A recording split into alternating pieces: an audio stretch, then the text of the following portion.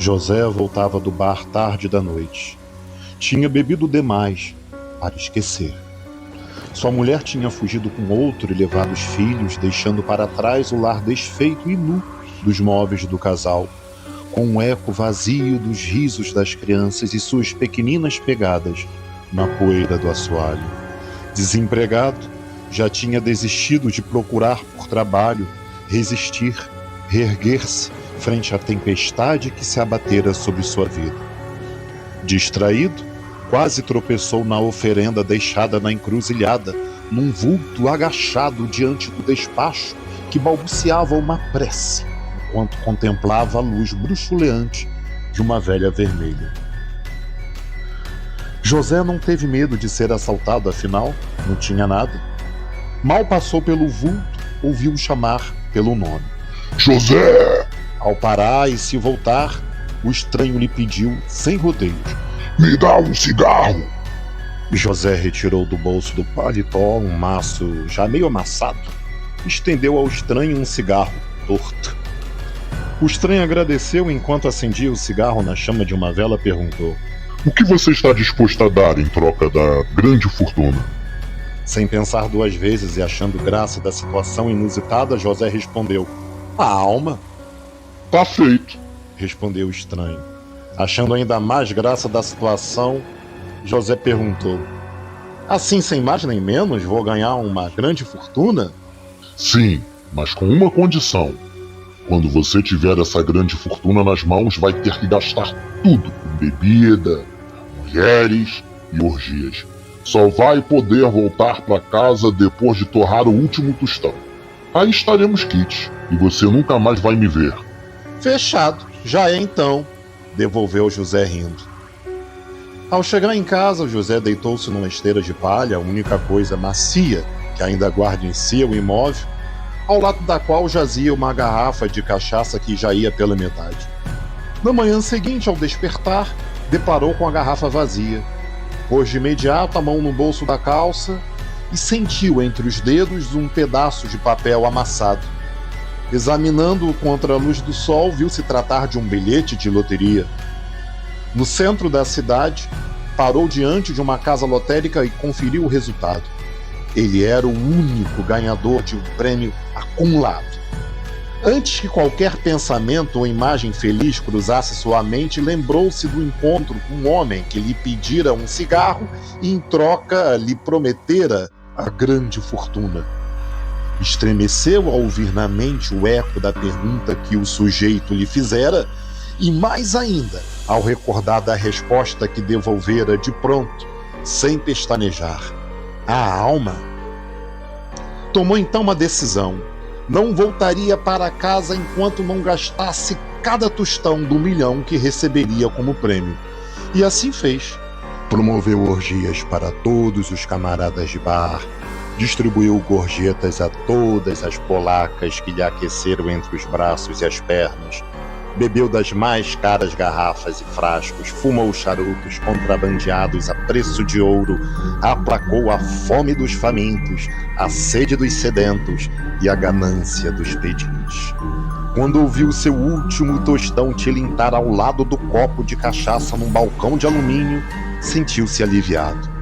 Não mais deveria ao estranho a alma em troca da fortuna, pois, se fortuna não tinha, então não havia mais trato. José descia pela mesma rua à mesma hora soturna da noite.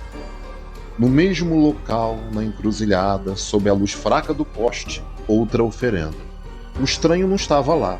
Talvez tudo não tivesse passado de um sonho ou pesadelo, pensou José.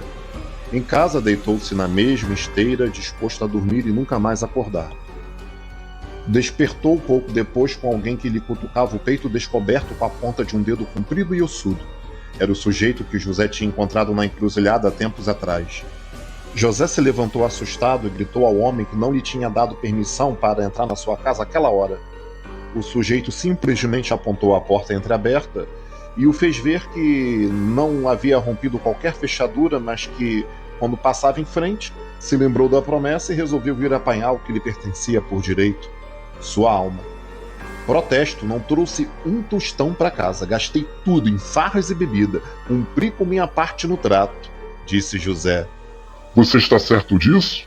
Olhe o fundo do bolso do seu paletó, do lado esquerdo. Respondeu o sujeito, sem esconder um sorriso de deboche, enquanto apontava para a roupa do José, dobrada, ao lado da esteira. José enfiou uma das mãos no bolso do paletó. Sim, no fundo, bem no fundo do bolso, uma nota de R$100, meio amarrotada e úmida, mas ainda era uma nota de R$100. Convencido afinal de que sua hora derradeira tinha chegado, José rogou ao capiroto que ao menos lhe concedesse um último desejo. Queria tomar uma última garrafa de cachaça. A resposta do cramunhão veio em meio a uma sonora gargalhada que ecoou na casa vazia. Trato feito, minha pobre alma. Não só lhe concedo o pedido, como faço questão de beber contigo a derradeira saideira. José então, humildemente, advertiu o pé de bode que não seria prudente tentar acompanhá-lo na bebedeira. Muitos que haviam tentado tal façanha sucumbiram em meio a uma poça de vômito. O tinhoso, que sempre teve fama de invejar o poder alheio, lançou-lhe então um desafio. Ele, o chifrudo, permitiria que José bebesse o quanto quisesse, e caso não conseguisse acompanhá-lo em cada copa ou garrafa, então liberaria do pacto e não levaria sua alma. O único boteco aberto àquela hora era o bar do Manuel Cagamole. Antes que pudesse entrar no respeitável estabelecimento, seu dono berrava lá de dentro que já estava fechando. O rabo de seta então enfiou a mão em um dos bolsos do alvo e impecável paletó de linho e dele retirou um grosso maço de graúdas notas. Seu cagamole fez sinal para que entrassem e perguntou o que iriam beber, ao que o homem da encruzilhada respondeu: Tudo o que você tiver. A disputa durou 3 dias e 3 noites completas. Com o passar das horas e dos dias, uma multidão de bêbados de toda espécie e tipo foi se aglomerando em frente ao local, torcendo, aplaudindo, vaiando, alternando apostas nos competidores.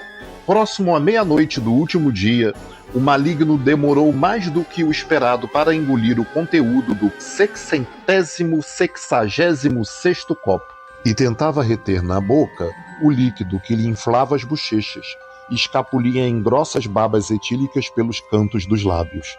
Esbugalhou os olhos vermelhos com ar de desespero, estufou a barriga. Todos calaram-se em suspense. Os que apostavam no estrupício fechavam os olhos em prece, pedindo a ajuda dos céus para que ele não sucumbisse à disputa. Porém, sem mais aguentar, o pé redondo vomitou tudo no espasmo, e de tudo um pouco: ratos, morcegos, serpentes, farofa, tocos de vela e charutos, pedaços de alguidar de argila, pétalas de rosas vermelhas, penas de galinha preta, sangue de bode, patuais e toda sorte de sortilégios e nacos e tacos de restos de oferendas. Envergonhado, de cabeça, orelhas baixas e rabo entre as pernas, o coisa ruim saiu do local sem se despedir ou se desculpar daqueles que nele depositaram fé. Contam ao nosso herói, dizem que viveu até morrer de velhice e que até os fins dos seus dias nunca mais teve que pagar 1 centavo sequer por um gole de cachaça.